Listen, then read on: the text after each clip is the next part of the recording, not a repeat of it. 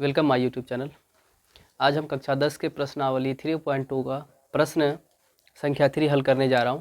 इससे पहले हम प्रश्न संख्या 1 और 2 हमने हल कर लिया था, तो आई होप आप सभी को वो प्रश्न अच्छा लगा होगा। मैं उस प्रश्न का डिस्क्रिप्शन में लिंक दे दूंगा, आप उस 1 और 2 को देख सकते हैं। हमारे इस चैनल में अगर आप नए आए हैं तो हमारे इस चैनल को सब्सक्राइब कर लें, क्योंकि हमारा मोटिव था कि हम अपने बच्चों को जितना हो सके अपने फ्री ऑफ कॉस्ट अपने जितने भी नॉलेज है उसे मैं शेयर करूं। तो इसीलिए मैं जितना हो सका अपने से कोशिश करता हूं कि अपना जो भी नॉलेज है मैं आप सभी के सामने शेयर करूं। जहां तक हो सके मैं अभी लर्निंग पीरियड में हूं, मैं सीख कर आप सभी को सिखाता हूं। तो आई होप आपको हमारा मेहनत आपको भाएगा, ज़रूर भाएगा। इसीलिए आप सभी हमारे इस चैनल को सब्सक्राइब करें, लाइक करें और शेयर करें। तो अब हम प्रश्न की ओर बढ़ते हैं। तो प्रश्न कहता है कि इसे आप a/1 जो भी होता है a1/a2 और b1/b2 और c1/c2 के रूप में इसे सॉल्व करें कि इसमें बताइए कि इस तीनों ये पांचों क्वेश्चन को संगत है या असंगत है। तो इस प्रश्न को हम पहले लिख चुके थे, तो इसे हम एक एक करके सॉल्व करेंगे। तो हमको अगर एक बार ट्रिक देख लें, रूल्स देख लें, तो वो सबसे पहले आसानी से हो जाएगा। कह रहा कि a1/a2 अगर इक्वल नहीं हो b1/b2 के, तो वो प्रतिच्छेदित, इससे पहले हमने पढ़ा प्रतिच्छेदित, संपाती और समांतर। लेकिन इसमें कह रहा है कि संगत और असंगत में से हमें मतभेद करके बताना है कि कौन संगत है कौन असंगत है। तो हमें इस तीनों रूल्स का उपयोग करना है।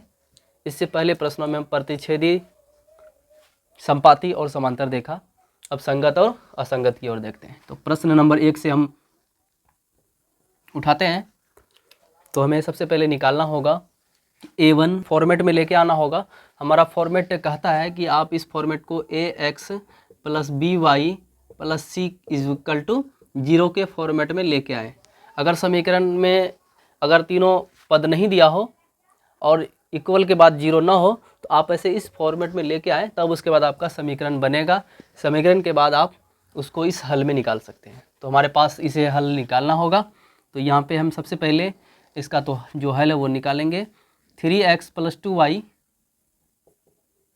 2y और ये बराबर के उस पार है, इधर आएगा तो -5 = 0। दूसरे पार्ट को भी हम वैसे कर लें। 2x - 3y बराबर के उस पार 7 है, तो -7 = 0। हमारे पास एक युग्म आ गया। अब इस युग्म को हम प्रश्न की ओर लेके जाते हैं। तो a1 दिया है 3, b1 दिया है इसमें 2 और c1 दिया है -5, a2 दिया गया है 2, b2 दिया है -3 और c2 दिया है -7। अब इसे देखते हैं फॉर्मेट में दे करके। तो a1/a2 कितना आ रहा है, 3/2 और b1/b2 आ रहा है 2/-3। तो ये दोनों बिल्कुल भी इक्वल नहीं है, क्योंकि 2/3 आ रहा है, ये 3/2 और इसमें 2/3 आ रहा है। तो ये हमारे पास बिल्कुल भी इक्वल नहीं है। तो यहाँ पे लिखेंगे, इसलिए a1/a2 इक्वल नहीं है b1/b2 के। तो लिखेंगे आंसर में, अतः यह संगत है। ये जो युग्म है, ये हमारा जो भी रूप है, ये संगत है, क्योंकि हमने लिख दिया है कि a1/a2 इक्वल जब नहीं हो b1/b2 के, तो वो संगत होगा। तो अब इसी तरह अपने अगले पड़ाव की ओर बढ़ते हैं। तो दूसरे प्रश्न को हम हल करते हैं। एक हल कर लिया, दूसरे पॉइंट को लिखा है 2x, इसको भी उसी तरह लेके जाना है। 2x - 3y बराबर के उस पार 8 है, तो ये -8 हो जाएगा। दूसरा 4x - 6y - 9 = 0। अब इसे भी हम हल करते हैं। तो यहाँ पे लिखेंगे a1 = 2, b1 = -3 और c1 = -8। a2 = 4, b2 = -6, और C2 बराबर -9। इसे हम अब फिर उसी दिशा में दर्शाएंगे। तो अब देखेंगे कि A1 बटे A2 कितना है, 2/4। ये कट पिट करके हमारे पास 1/2 आया। अब दूसरे को देखते हैं B1 बटे B2 के। तो B1 हमारे पास 3/-6, माइनस माइनस कैंसिल, ये 3 एकम 3, 3 दूनी 6, ये 1/2 आ गया। हमारे पास 2 बराबर है। अब तीसरा को चेक करना होगा, C1 बटे C2। C1 हमारे पास है -8/-9। तो ये हमारे पास ये और ये दोनों इक्वल है, लेकिन तीसरा इक्वल नहीं है, तो हम इसे कह सकते हैं ये असंगत है। तो ये अब यहाँ लिखना होगा कि यह रूल यहाँ लिखना होगा A1 बटे A2 बराबर है B1 बटे B2 के, लेकिन C1 बटे C2 के इक्वल नहीं है, इसीलिए यह, अतः यह क्या है, ये असंगत है। इस तरह हम अगले प्रश्न की ओर बढ़ते हैं। तो अगला प्रश्न हमारे पास 2 हो गया। अब अगला प्रश्न हमारे पास, अब तीसरे नंबर पे आते हैं। तीसरा कह रहा है कि यहाँ पे 3/2x प्लस 5/3y बराबर किस पर है, -7 बराबर 0। इसमें एक चीज़ हमें करना है, अगर कुछ ना हो इसे डिवाइड में हमें लेके आना, क्योंकि ये भी भिन्न में जा रहा है तो दूसरे को भी भिन्न में लेके आना है। ये समीकरण हमारे पास आ गया। अब दूसरा क्या है, 9x माइनस 10y और वो बराबर किस पर है, तो इधर आ जाएगा -14। कुछ नहीं है तो नीचे एक अपने मन से लगा देना है, क्योंकि ये हमारे पास भिन्न है। अब इसमें से हमको फिर उसी रूल पे लेके जाना है। तो A1 दिया गया है 3/2, B1 दिया गया है 5/3 और C1 दिया गया है -7/1। उसी प्रकार A2 दिया गया है 9/1 और B2 दिया गया है -10 और C2 दिया गया है -14। अब इस प्रश्न को हम हल करते हैं। अब लेके आते हैं A1 बटे A2 में, देखते हैं क्या होता है।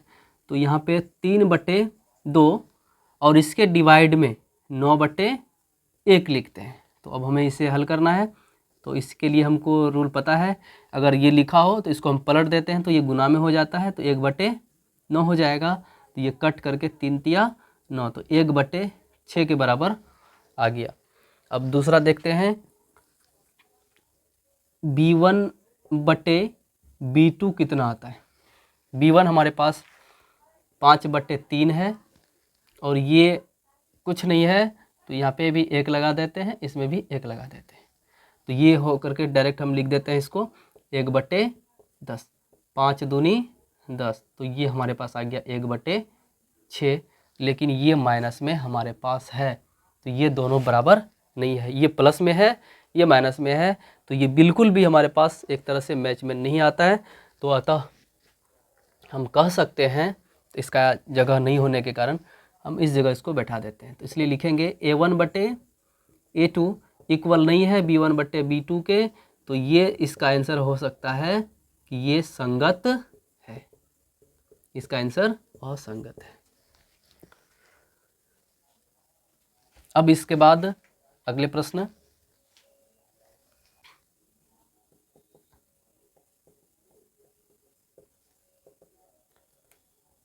अब आगे इस प्रश्न को भी देखते हैं, हल करते हैं। 5x लिख दिए, -3y लिख दिए और ये -11 हो जाएगा, और इधर -10x प्लस 6y और ये माइनस है तो ये प्लस होकर के 22 बराबर 0 हो जाएगा। तो यहाँ पे लिखेंगे A1 दिया है 5, B1 दिया है -3 और C1 दिया है हमारे पास -11। उसी प्रकार A2 दिया है -10, B2 दिया है 6 और C2 दिया है 22। अब इसे हम हल करके चेक कर लेते हैं। तो A1 बटे A2 कितना आ रहा है, तो A1 5 बटे A2 -10, 5 दूनी 10, तो ये आ गया -1/2। अब B1 बटे B2 चेक कर लेते हैं।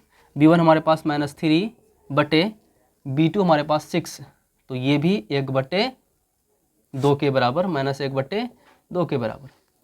अब तो इसके बाद अगला चेक करते हैं, C1 बटे C2। C1 दिया गया है -11 बटे C2 22, तो ये 1/2 -1/2। ये भी तीनों हमारे पास -1/2 आ रहा है।